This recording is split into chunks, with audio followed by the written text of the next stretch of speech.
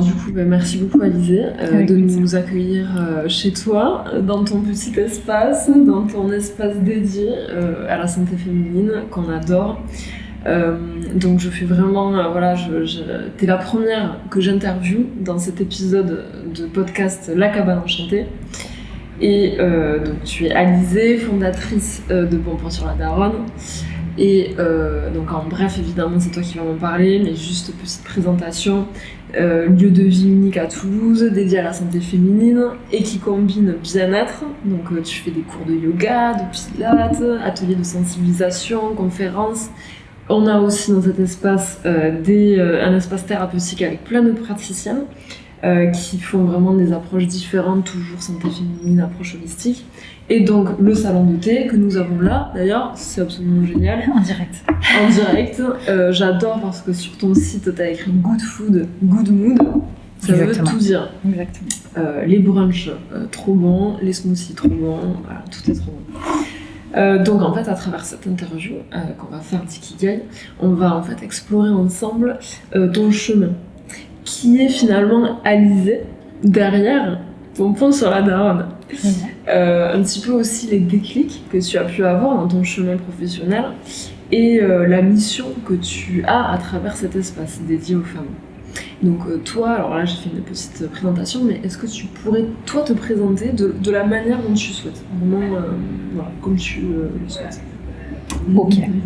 En vrai c'est super compliqué, je pense que c'est la question la plus dure. C'est la question la plus dure. Ouais, je pense que c'est le plus dur de répondre, tu sais, genre comment tu te présentes, enfin tu vois, est-ce que tu te présentes comme je suis chef d'entreprise, tu vois. Ouais. Enfin, en fait, est-ce que c'est toujours lié à ton taf? C'est pour ça que j'ai trouve dit que de la manière dont ouais, tu souhaites. et en fait, bon, du coup, là, ça a du sens de me présenter en tant que chef d'entreprise et par rapport à mon taf parce que c'est ma vie, enfin, c'est ma personne en fait, mon lieu, c'est ma personne. Donc ça a grave de sens, mais avant, je détestais cette question parce que je trouvais que c'était ridicule de dire, par exemple, avant, j'étais directrice artistique et j'aimais pas dire, je m'appelle Alizée, je suis directrice artistique, j'étais là, enfin, ça n'avait pas de sens, tu vois. Donc, mais maintenant, je peux le faire. Donc, c'était juste pour préciser, mais je vais te le refaire. Du coup, je suis la fondatrice du Bon Point sur la Daronne, où on est. Et voilà, qui est un lieu, tu l'as super bien résumé, en vrai c'est un lieu de bien-être, il y a plein de choses qui se passent. Et en fait j'aime bien aussi le fait que ça soit pas, on puisse pas vraiment, c'est difficile de l'expliquer en fait parce que souvent on veut mettre un mot dessus, en fait il y a 1000 mots à mettre dessus parce que je fais 1000 trucs différents ici. Donc je le résume en 4 pôles on va dire. Donc comme tu l'as présenté, la santé, je pense que c'est la base un peu du projet. La partie sport, mais c'est rattaché parce qu'en vrai, je trouve que le sport, c'est la santé. Et la partie food, parce que c'est aussi la santé, de bien manger et de juste manger. Alors, c'est intéressant. Et après, la partie événementielle, parce que je trouve que la communauté, il n'y a rien de mieux pour faire un lieu qui vit et qui est engagé. Voilà. Super, génial. Alors avec ça, comment t'en es arrivée à créer finalement Bon Point sur la Daronne? Parce que là tu viens de nous dire que t'étais directrice artistique à Paris en plus. Ouais. Comment t'es arrivée ici à Toulouse à créer Bon Point sur la Daronne? En plus ce nom quand même qui est très spécifique quoi, je veux dire on l'entend, on l'a directement. Donc comment t'en es venue à faire ça? En vrai quand je réfléchis un peu, je pense qu'il y a eu plein de... En fait, c'est un contexte, c'est pas forcément juste, tu vois, un truc qui arrive et qui te fait sauter le pas. Je pense que c'est un contexte et c'est long en vrai. Mais l'élément déclencheur, c'est que j'en avais marre de mon ancien taf, j'en avais marre d'être directrice artistique sur Paris. Je pense qu'il y avait un peu un ras-le-bol et une quête de sens. Je pense que tout part toujours d'une quête de sens. Et là, c'était vraiment, bon, ok, qu'est-ce que je fais parce que j'en ai marre? Qu'est-ce qui m'anime vraiment? Et je pense que je suis toujours directrice artistique parce que c'est mon métier de cœur et c'est celui que j'ai appris à faire. Et je pense que ça se voit ici, mais on en reparlera plus tard parce que voilà, j'adore encore ça. Mais j'avais plus envie de le faire dans des conditions qui me convenaient pas, pour des clients qui ne me convenaient absolument pas. Et en fait, après, ça a été un peu, moi, mon parcours perso, je me suis dit, ok, qu'est-ce que j'ai envie de faire, qu'est-ce que j'aime et pourquoi je le fais. Et en fait, j'aime les femmes profondément. C'est très bizarre à dire comme ça, mais j'expliquerai. Mais j'aime les femmes profondément. Je me suis dit, ok, qu'est-ce que je fais pour changer un peu le monde, c'est trop... Enfin, je sais pas, c'est un peu exagéré de dire ça, mais juste à mon échelle. Juste planter une graine ou faire changer un peu des choses par rapport à ça. Et voilà comment on est arrivé là. Et du coup, quand tu dis tu aimes les femmes, qu'est-ce qu'il y a derrière Pompons sur la daronne? Pourquoi la santé féminine? Bah, tu vois, tout à l'heure, on en parlait, et je te disais, je pense que ça vient déjà de l'enfance, tu vois, et de l'éducation, parce qu'on en parlait, parce que j'ai du coup 2 sœurs, et je pense que c'est ce qui m'anime de base. En fait, tu vois, la sororie que j'ai avec mes sœurs, en fait, j'ai envie de l'avoir avec toutes les femmes, parce que je trouve que on a toutes des histoires à raconter, plus ou moins belles, mais toujours des histoires, quoi qu'il arrive. Et je pense que, en fait, moi, je pense que j'ai grandi dans un milieu privilégié parce que j'avais mes sœurs. Tu vois. Et je trouve que, en fait, de les avoir autour de moi, c'est ce qui fait que je suis la personne que je suis aujourd'hui. C'est vraiment, je vis pour elles. Typiquement, enfin voilà, c'est des exemples pour moi et puis elles me portent au quotidien, tu vois. Donc ça a été vraiment un truc de. J'ai envie de recréer ça dans les liens que j'ai avec même mes copines ou autres. Et en fait, ça s'est étendu petit à petit, tu vois, ce réseau. Et je trouve que c'est super intéressant. Donc. Moi, j'ai eu la chance d'avoir ça et que j'ai grandi avec ça, mais je trouve qu'on a tous besoin de l'avoir à un moment donné dans notre vie parce que la vie, des fois, elle est compliquée, difficile, on passe par des moments qui sont difficiles. Et je trouve que ce lieu, en fait, c'est un peu cette idée-là, tu vois. C'est d'avoir juste un espace, comme on appelle maintenant safe place, mais c'est ça un peu, tu vois, d'avoir ça quand on ne l'a pas forcément à la maison ou dans notre entourage, en fait, on peut le recréer avec d'autres personnes. Je trouve que c'est trop intéressant. Donc, voilà. Comme un refuge, en fait. Ouais, c'est ça. Je trouve que c'est trop important. Un espace sécure. Ouais. Ouais. Et par rapport à ta quête de sens, tu disais que tu étais en perte de sens à Paris en tant que directrice artistique. Qu'est-ce qui a fait que tu as voulu te reconvertir dans ce que tu fais aujourd'hui, tu vois? Qu'est-ce qui a été un petit peu le déclic? Et comment est née l'idée de Pompons sur la daronne? Alors, je pense que le déclic, vraiment, c'était... En fait, j'ai été en errance médicale pendant super longtemps. Je pense que les 3/4 des femmes ont vécu ce que j'ai vécu, dans d'autres circonstances et pour d'autres maladies. Mais tu vois, à un moment donné, quand tu as des trucs qui sortent un peu de l'ordinaire, moi, mon cas, c'était l'endométriose, mais il y a plein d'autres cas. Et toutes mes copines ou mes sœurs, ma famille, n'importe qui a vécu un peu ça. Et moi, j'ai été en errance médicale pendant super longtemps et je me suis dit, ok, c'est pas normal. En fait, en 2024, quand j'ai monté le projet, je me dis, c'est pas normal qu'il n'y ait pas un vrai accompagnement, qu'on ait du mal à trouver des réponses. C'est le parcours du combattant tout le temps et je me suis dit, bon, il y a des choses à faire. Moi, j'ai fait des recherches de mon côté pour essayer de comprendre cette maladie, pour essayer d'aller mieux, juste d'être dans le confort, pas forcément dans la guérison, parce que ça ne se guérit pas l'endométriose malgré tout ce qu'on peut lire et entendre, ça ne se guérit pas littéralement. Mais par contre, on peut juste mieux vivre avec et je trouvais ça super important en fait d'explorer ça. Et je trouvais qu'en fait, il y avait plein de moments dans notre vie. Moi, c'était l'endométriose, mais je sais que toutes mes copines, elles sont passées par le postpartum et des fois, c'est l'enfer. Et en fait, il n'y a pas d'accompagnement. Une fois que l'enfant il est là, c'est dingue. La ménopause, c'est le sujet le plus tabou sur Terre. Il y a 0 accompagnement. Enfin, il y a plein de trucs qui se passent. Ici, on accompagne aussi les femmes qui ont un cancer. Et c'est pareil, c'est une étape dans notre vie qui est dingue. Et enfin, l'accompagnement, il n'est pas forcément au top ou on ne se sent pas vraiment bien accompagné. Et donc, le truc de départ, c'était vraiment autour de la santé. Et finalement, ça a beaucoup aussi dérivé sur le bien-être parce que je trouve que c'est lié, forcément. Et que je voulais pas un endroit médicalisé parce que ça existe déjà et je voyais pas l'intérêt de faire ça en plus. Et après, il y a plein de trucs qui se sont rajoutés. Bon, on en parlera, mais de la nourriture, mais parce que moi, c'est comme ça que je vis. Je trouve que le partage passe par la nourriture, la communauté aussi, pareil, parce que les événements en fait, qu'on crée ici, en fait, tu crées juste des liens et c'est juste trop beau en fait de créer des liens. Enfin, je trouve que c'est la base même de notre existence. On n'est rien en fait sans le collectif.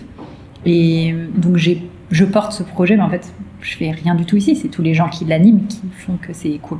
En fait, tu relis en fait. Exactement. Tu relis, tu crées aussi en même temps. Exactement. Mais ouais, tu relis. C'est génial. Donc en fait, c'est vraiment de par ce que tu as vécu toi, à un moment donné, cette endométriose, que tu as diagnostiqué il y a longtemps ou... Non, parce que en vrai j'étais en errance. En fait, il y en a plein qui m'ont parlé de ça, mais il y a hyper longtemps.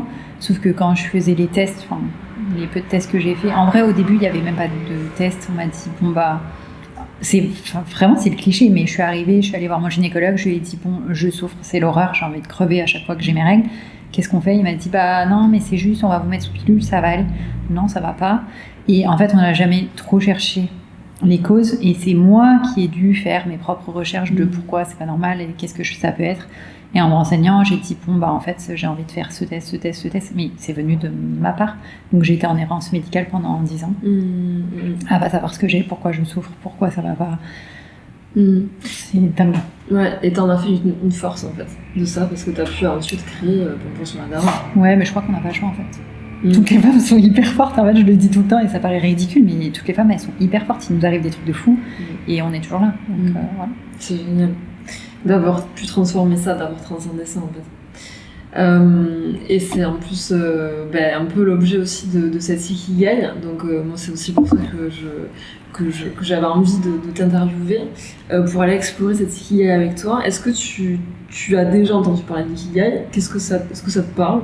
Un petit peu, ouais, mais grâce à toi. Ah ouais. Ouais. Mais... et quand t'entends Ikigai, qu'est-ce que ça te dit ? Moi, ça me dit d'être en adéquation avec tes missions de vie, un peu comme on appelle, et qui tu es vraiment. Pour moi, c'est un peu ça. Ouais, c'est ça. Comment je pourrais le décrire hyper simplement. Oui, c'est tout à fait ça.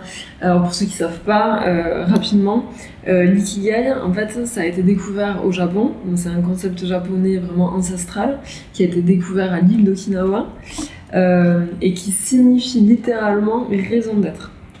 Et ce pourquoi la vie mérite d'être vécue. Donc en fait, c'est vraiment des journalistes, il y a maintenant 10 ans, qui sont allés enquêter sur les zones bleues. On a un reportage sur Netflix qui en parle très très bien de ces zones bleues, là où tu vis très longtemps, de manière optimale, heureux, épanoui. Et donc sur l'île d'Okinawa, ils y sont allés, ils ont interrogé ces centenaires qui vivaient jusqu'à 100 ans et plus, et ils leur ont demandé, mais c'est quoi votre secret en fait ?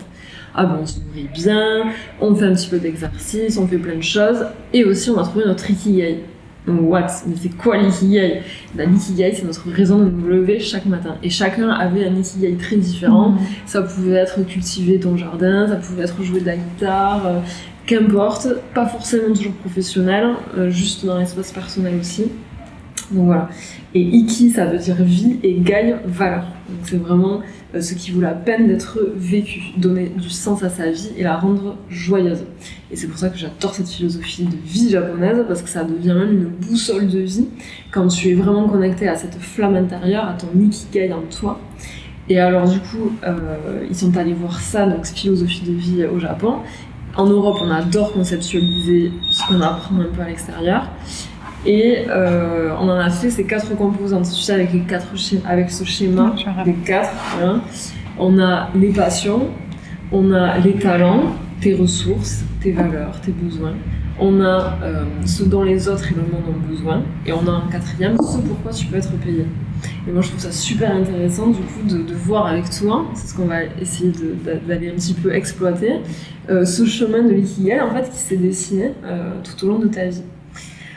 Donc du coup, on va commencer par ça avec tes aspirations profondes, qu'on appelle aussi passion.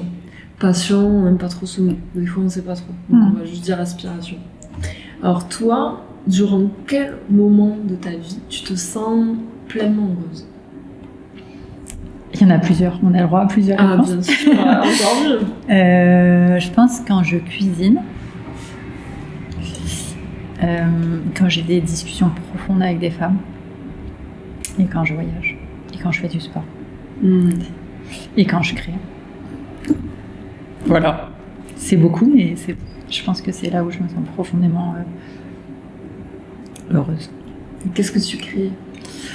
Alors, tu vois, je t'ai dit que j'étais directrice artistique de base, donc je fais... À la base, mes études, c'est quand même de l'art. Donc j'ai fait pas mal de peinture, d'illustration, je fais plein de trucs avec mes mains. Je te disais, j'ai construit cette table par exemple. Tu vois, je savais pas faire, mais juste j'avais envie de faire, ou le bar qui est derrière, ou la banquette qui est là.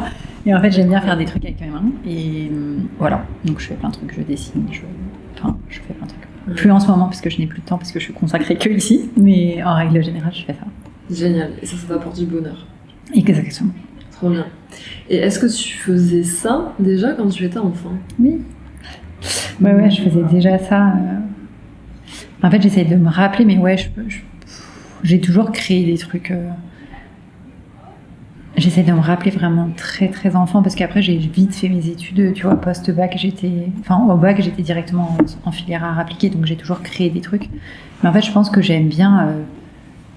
C'est très bizarre, mais toucher la matière, tu vois. Quand j'étais petite, je voulais être archéologue. Et du coup, chez mes parents, on avait une maison, on avait une terrasse. Et avant qu'ils refassent la terrasse, en fait, c'était un espèce de béton qui était creusé. Et du coup, il y avait plein de poussière et tout. Et en fait, je passais des heures sur ma terrasse à fouiller, genre la terrasse, tu vois, avec un pinceau et tout. Et je trouvais littéralement rien, parce qu'il y avait rien sur cette terrasse. Mais une fois, j'ai trouvé un tesson de bouteille, mais tu sais, ça ressemblait à un truc vert. Donc j'ai l'impression que c'était, genre, je sais pas, une pierre précieuse. Et je suis partie voir ma mère, elle m'a dit ça, regarde ce que j'ai trouvé. Elle m'a dit, ouais, c'est un tesson de bouteille, yes. J'étais là. Mais tu vois, il y a un truc de, j'aime faire des trucs avec mes mains, genre découvrir des choses et faire des trucs avec mes mains. Il y a un truc comme ça, j'aime bien. Moi, j'aime bien toucher la matière. Je sais pas comment expliquer, mais il y a un truc comme ça. Manuel, ouais. Et d'ailleurs, c'est pour ça aussi, certainement, qu'ici, il y a beaucoup d'ateliers créatifs. Carrément. Vous faites beaucoup de broderie. Ouais. Qu'est-ce que vous faites d'autre aussi? On fait de la broderie, on fait du tricot, on a fait un atelier bijoux, création de bijoux, on fait plein de trucs. T'étais déjà venu, mais on a fait des expos aussi. Et parce que je trouve que l'art... c'est pareil, c'est un truc qui est fou. En fait, tu te connectes vraiment avec les autres. Et je trouve que quand tu as une sensibilité à l'art, l'art des autres, en fait, te procure forcément quelque chose. Il y a un truc dingue avec l'art aussi. Et je pense que c'est parce que j'aime aussi, tu vois, faire des ateliers créatifs ou que j'en propose ici aussi, parce que j'aime vraiment et je trouve qu'il y a vraiment un truc de connexion, en fait. Tu vois, en créant, parce que tu es connecté, toi, à ce que tu fais, mais tu es aussi connecté aux autres, avec ce qu'ils font autour de toi, et tu crées vraiment un truc... Enfin, c'est dingue, quoi. Tu te connectes avec les autres juste en créant. J'aime beaucoup.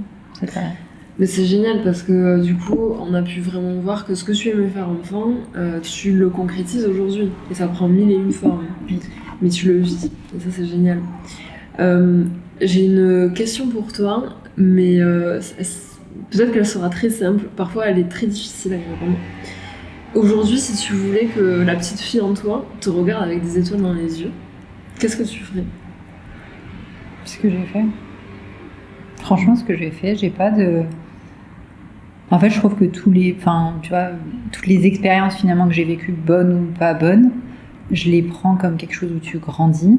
Donc, tu vois, et là, je suis arrivée, je pense, au stade où je voulais être. Donc, je suis pleinement satisfaite, enfin, pleinement épanouie, tu vois. C'est dur, hein. Tu vois que c'est parfait, tu vois.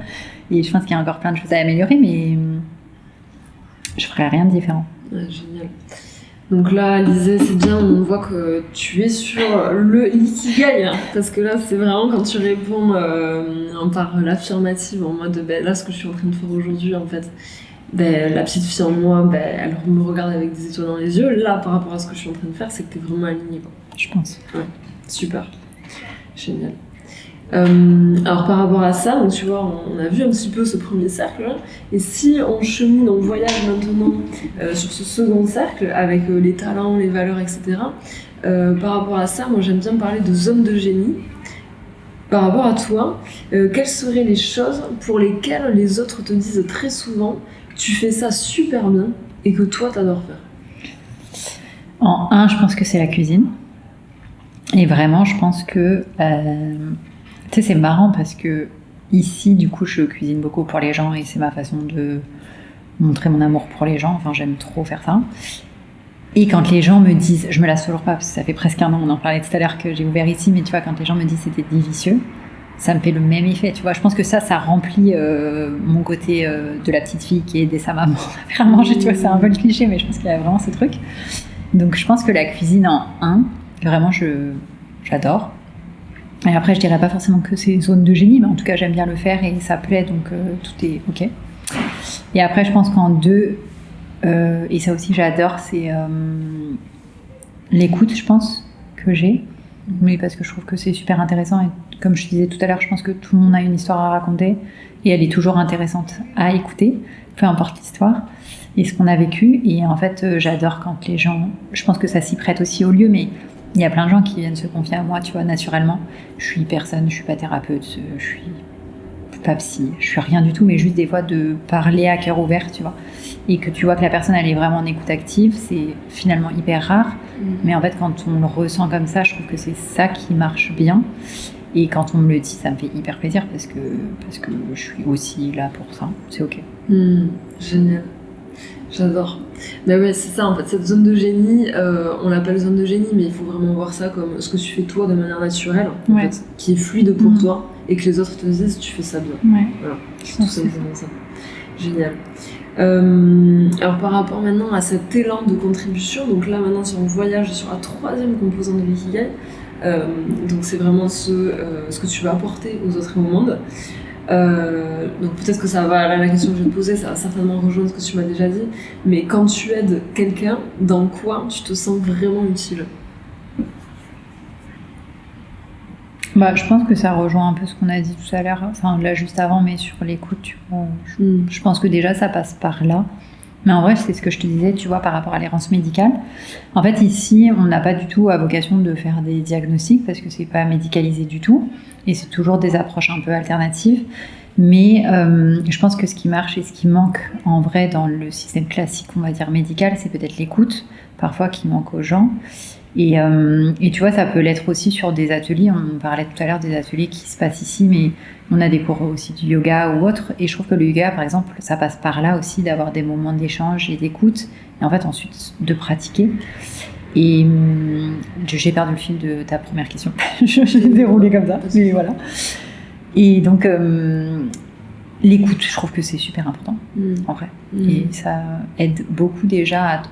Ça règle pas forcément le problème, mais déjà tu as conscience que tu as un problème ou qu'il y a eu un truc et que tu en as parlé. Et je trouve que c'est la première démarche qui fait que la guérison est possible. Parce que quand il y a une guérison possible, enfin quand il y a une guérison demandée ou n'importe quoi, mais je trouve que c'est super important.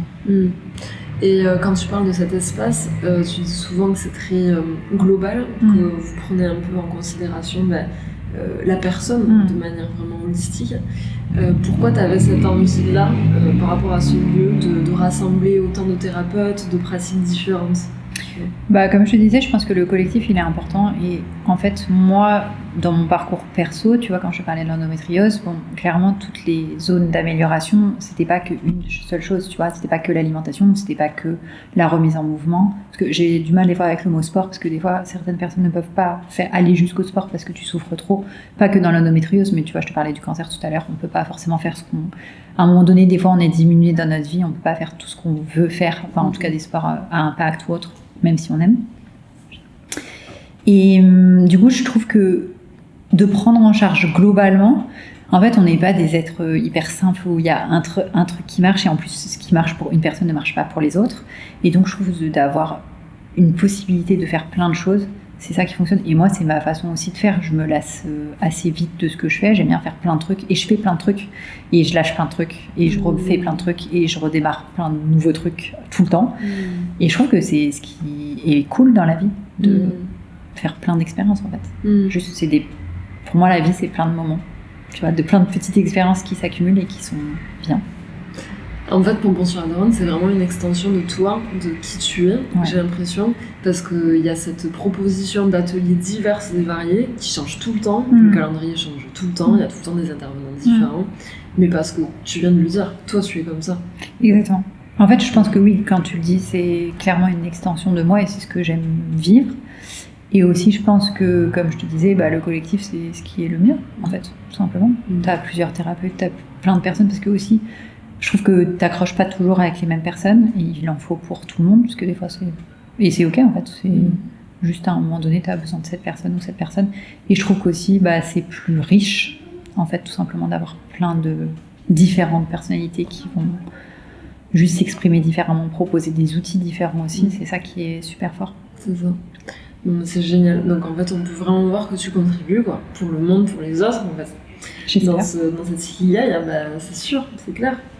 Alors maintenant, par rapport à la rétribution, alors c'est ce pourquoi tu peux être payé, tu vois, dans cette ikigai.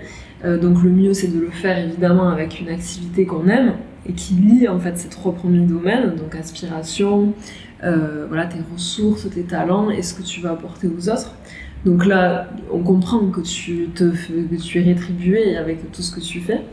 Donc je vais te poser une autre question, c'est dans un autre monde, imagine un autre monde, un monde idéal, si tu n'étais pas gérante de Pompons sur la Daronne, tu serais qui et tu ferais quoi?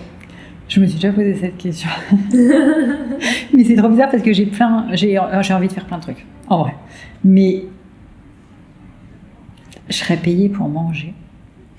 Franchement, tu vois, je serais un peu genre guide Michelin, enfin guide Micheline, je sais pas.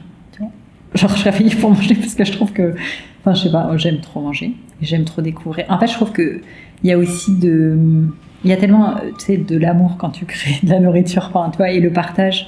Donc, t'apprends un peu qui sont les gens quand ils cuisinent pour toi. Enfin, je trouve qu'il y a un truc comme ça.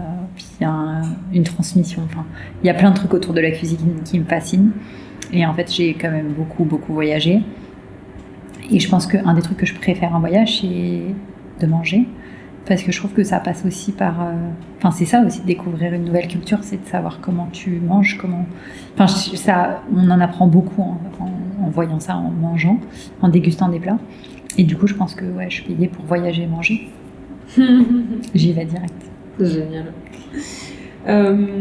Et alors, si on conclut un petit peu ça par rapport à l'ikigai, en quoi ce lieu pour toi, il représente un alignement, du coup, j'imagine, entre ce que tu aimes, ce que tu sais faire, tes valeurs et ce dont le monde a besoin. Tu vois, en quoi ce lieu, il représenterait tout ça, cet ikigai-là? Est-ce qu'il représente tout ça? Il représente tout ça. Clairement, on en avait parlé une fois, mais je fais vraiment tout ce que j'aime ici. Non, mais c'est dingue. Et je pense que j'ai beaucoup de chance parce que je fais vraiment tout ce que j'aime. J'aime cuisiner, je le fais. J'aime faire des événements et voir les gens, je sais pas, apprendre à se connaître et créer des choses ensemble. J'adore. J'ai une partie yoga, comme je te disais, c'est pareil. C'est un truc que j'adore et j'adore que ça soit ici. Et il y a plein de femmes qui viennent ici. Et du coup, je crée des liens en plus. Enfin, tu vois, ça m'enrichit. En fait, je pense que je donne quelque chose aux autres parce que j'ai créé le lieu, donc ils viennent chercher ce qu'ils ont besoin. Mais moi, je suis super enrichie de toutes les personnes qui passent ici. Mais vraiment, toutes les personnes, sans exception, qui passent ici. Que ce soit les thérapeutes qui sont là tout le temps, donc on a créé des liens très forts. Ou les profs de yoga qui sont aussi ici. Mais aussi toutes les personnes qui viennent en tant que clientes, pour la plupart. Et je crée quand même des liens qui sont dingues, tu vois. Ici, il y a du coup une permanence juridique faite par une avocate qui est de base une cliente ici, qui est devenue une super amie. Et tu vois, tout ça, ça m'enrichit aussi. Toutes les personnes qui proposent des choses ici, c'est dingue. Enfin, je suis trop contente. Donc, en fait, je pense que je fais vraiment pile ce que j'avais envie de faire. C'est dingue. C'est génial. Et c'est tellement inspirant. Et c'est pour ça que j'ai fait cette interview-là avec toi, parce que je le sentais, qu'il y avait de l'ikigai en toi. Oui, sans le savoir, tu vois, on apprend des choses tous les jours, c'est dingue. Génial. Alors par rapport maintenant à ton cheminement, on va dire un peu plus personnel, intérieur, lorsque tu as créé ce lieu, j'imagine, peut-être pas d'ailleurs, quelles ont été les plus grandes peurs ou résistances que tu as dû dépasser quand tu as créé ce lieu? En vrai, on n'a pas l'impression, mais j'avais peur de tout. Le premier jour, je m'en rappelle encore, franchement, comme si c'était hier. C'était il n'y a pas très longtemps, mais ça va bientôt faire 1 an. Mais j'étais tétanisée, c'était l'horreur. J'étais dans le syndrome de l'imposteur total. Je me disais, mais qu'est-ce que je fais? Pourquoi j'ai fait ça? Qu'est-ce que... Les gens ne vont pas venir, en fait. Tu sais, j'avais des doutes sur tout, en fait. Pourquoi ça va plaire à qui? Je vais faire à manger à qui? Je sais même pas faire. Enfin, tu vois, moi, je viens pas du tout du monde de la restauration. Je ne sais pas, je me suis formée sur le tas, juste parce que j'aime ça et que je trouve que... En vrai, ça a un sens de faire des choses aussi de manière très artisanale. Je te disais, ça compte beaucoup pour moi de faire des trucs avec mes mains et juste avec le cœur, pas forcément avec la technique, mais avec le cœur. Et je trouve que, tu vois, les tables, enfin, tu vois, tout ça, c'est genre, la menuiserie, c'est pas mon truc, mais en fait, je trouve qu'il y a un côté beau aussi dans, tu sais, l'ikigai, au final, c'est japonais. Il y a un truc aussi, il y a une autre notion japonaise que j'adore, c'est le wabi-sabi, de trouver le beau dans le détail et dans les imperfections. Et moi, il y a vraiment un truc comme ça chez moi. Je trouve que les imperfections, c'est hyper beau, en fait. C'est ça qui fonctionne bien. Et donc, pour répondre à ta question, finalement, parce que je m'égare, mais j'avais vraiment peur de tout. J'avais vraiment cette espèce de syndrome de l'imposteur. Et en fait, en faisant, tu te rends compte que oui, bah, ça parle aux gens. Et que tu t'es pas trompé, en fait. Je pense que quand tu fais vraiment des projets qui te plaisent, peu importe l'issue, mais ça résonne forcément dans d'autres personnes. Si tu le fais vraiment avec ton cœur, ça résonne pour les gens. Et c'est le cas, donc tout va bien. Mais c'est génial que tu dis ça peut vraiment inspirer parce que moi j'accompagne beaucoup de gens et même des proches autour de moi qui ont des projets, des idées et en fait qui ne se lancent pas parce qu'il y a trop de peur de l'échec, de peur de manquer d'argent, de peur de cette insécurité financière, d'être jugé par les autres, de se tromper de voie. Et là on voit que toi t'y es allé malgré ces peurs-là en fait. Alors après, tu vois, je pense que c'est plus facile dans le sens où je les ai eus le jour où j'ai ouvert, tu vois. Mais tout le moment avant, parce que là, ça moins d'1 an, mais ça va bientôt faire 1 an. Mais avant tout ça, il s'est passé quasiment 1 an, parce que, bon, bref, ça a été très compliqué d'avoir ce local, d'avoir un suivi de banque. Enfin, ça a été super compliqué de monter ce projet. Et en fait, mais j'étais dans l'inconscience complète de ce qu'il allait m'arriver après, tu vois. J'avais aucune conscience de ce que c'était de gérer un projet de cette envergure solo, parce que j'ai monté ça solo, même si j'ai des proches de fous qui sont là, et sinon j'aurais jamais fait ça. Mais je tiens ce truc toute seule, tu vois, et en fait, je suis parce que je suis inconsciente, je pense, au début. Parce que sinon, si j'avais vraiment réfléchi, je suis pas sûre que j'aurais vraiment passer le cap, parce que c'est, comme tu dis, les peurs financières, les peurs de... Enfin, il y a plein de trucs qui rentrent en jeu, je trouve. Et en fait, tu passes le cap, je trouve, quand t'es prêt, en fait. On a tous des blocages, hein. Ça peut être financier ou autre, ou le contexte. Plein de choses peuvent rentrer en jeu, mais ça veut juste pas dire... Des fois, c'est juste pas le bon moment, mais il faut aussi travailler sur ses peurs, quand même. C'est important. Et oui, parce que du coup, t'étais directrice artistique, donc t'étais cadre à Paris, j'imagine que t'avais une bonne situation. Et tu t'es dit, je vais monter, je vais être à mon compte. Donc, en plus, c'est ta première entreprise. En fait, si tu veux, quand j'étais directrice artistique à Paris, j'étais en agence de pub. Et du coup, j'étais salariée. Ensuite, quand je suis arrivée à Toulouse, je me suis mis à mon compte. J'étais en freelance, mais c'était ma petite entreprise. Tu vois, je gérais personne. J'étais juste à mon compte. Mais déjà, j'avais passé quand même un cap de me mettre à mon compte et du coup, d'avoir un peu cette insécurité financière. Tu vois, t'as plus ta paye à la fin du mois tout le temps régulière parce que t'es en salariat. Donc j'avais déjà fait un peu ce travail-là, même si c'est pas du tout la même échelle. Quand t'as une entreprise, forcément, c'est d'autres enjeux, d'autres finances, etc. Mais j'avais déjà passé un peu le cap quand même. Tu vois, dans ma tête, je pense qu'il y avait déjà ce truc. J'étais pas passée de salariat à monter son entreprise solo. J'étais passée par la case free. Et du coup, bon, j'avais un peu ce truc. D'accord, ça s'est fait en progression. Exactement. Et en free, tu faisais quoi ? Pareil, j'étais TA, mais à mon compte, je travaillais pour des agences aussi à Paris, tu vois. Mais juste, j'étais à mon compte et j'avais choisi mes projets. Donc déjà, ça, c'était une étape que j'aimais bien. Oui, ça t'a conduit ensuite là, mais c'est allé étape par étape. Exactement. Donc ça peut être aussi ça, l'une des solutions en fait. En fait, je pense que ça fait partie complètement des solutions. Des fois, il ne faut pas vouloir viser tout de suite super haut, même si je ne suis pas forcément OK avec ça.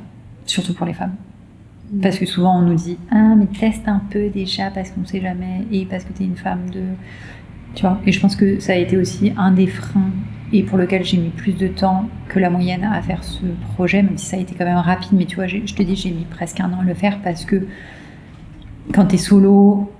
Une femme qui entreprend toute seule, c'est compliqué. Personne ne croit vraiment en ton projet. Personne n'a trop envie de te suivre. Et encore moins quand t'es pas associée, en fait. Moi, je voulais pas m'associer parce que je voulais faire mon truc toute seule. Et que j'avais ma vision et que je trouvais que c'était OK comme ça. Mais c'est encore plus dur. Et donc, je suis pas toujours d'accord. Mais je trouve que des fois, il faut passer par des étapes. C'est pas négatif, ça prend plus de temps.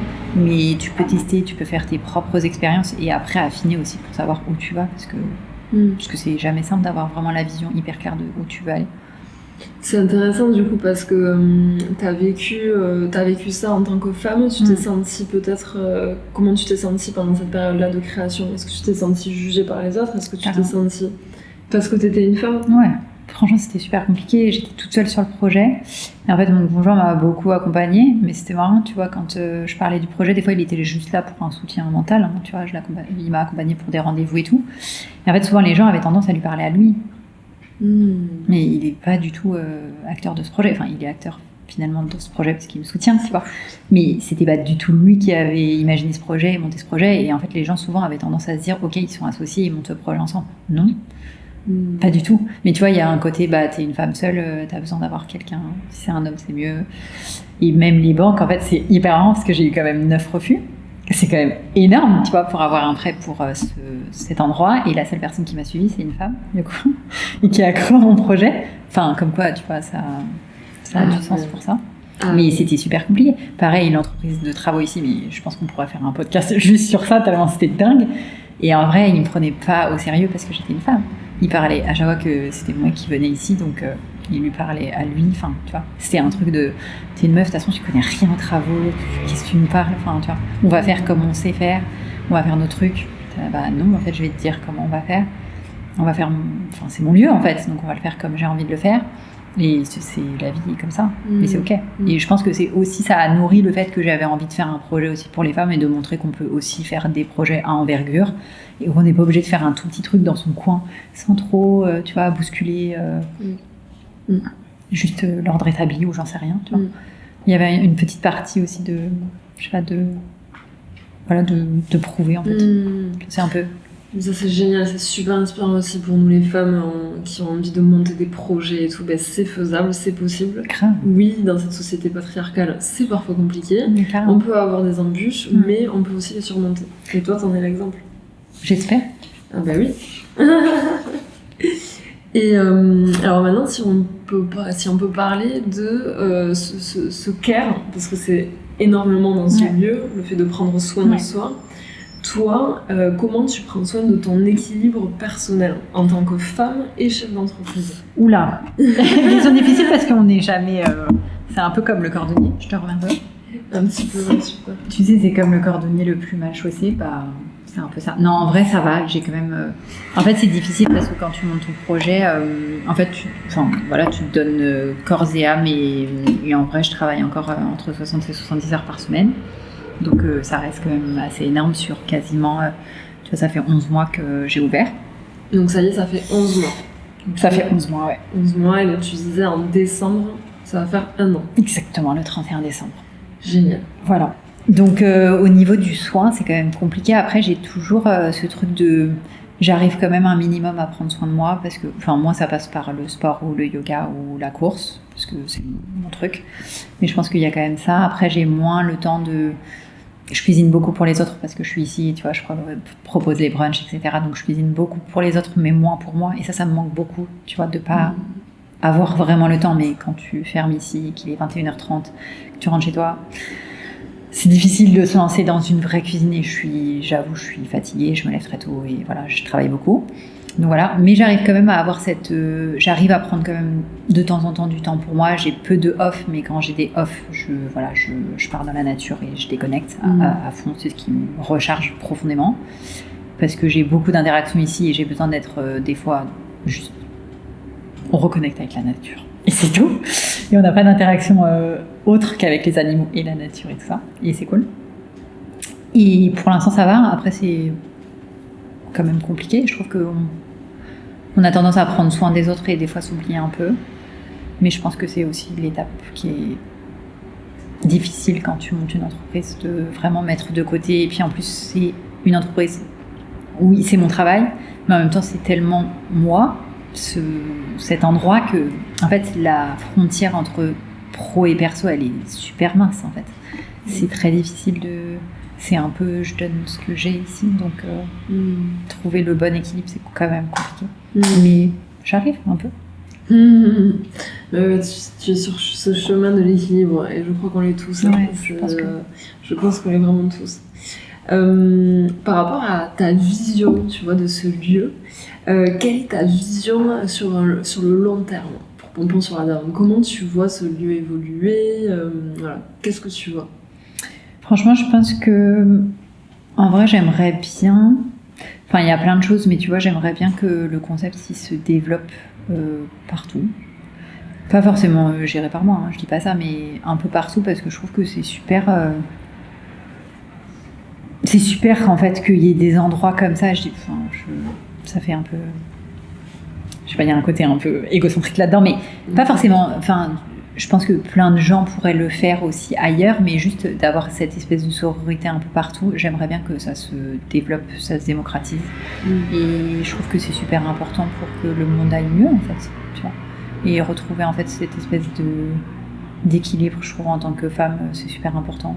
Se soutenir en tant que femme, c'est super important. Enfin, voilà, je trouve que c'est un peu mon monde idéal, mais c'est ce qui me parle, en fait. Donc, j'espère que le Pompons sur la Daronne va durer le plus longtemps possible, évidemment. mais si ça se duplique, ça serait génial.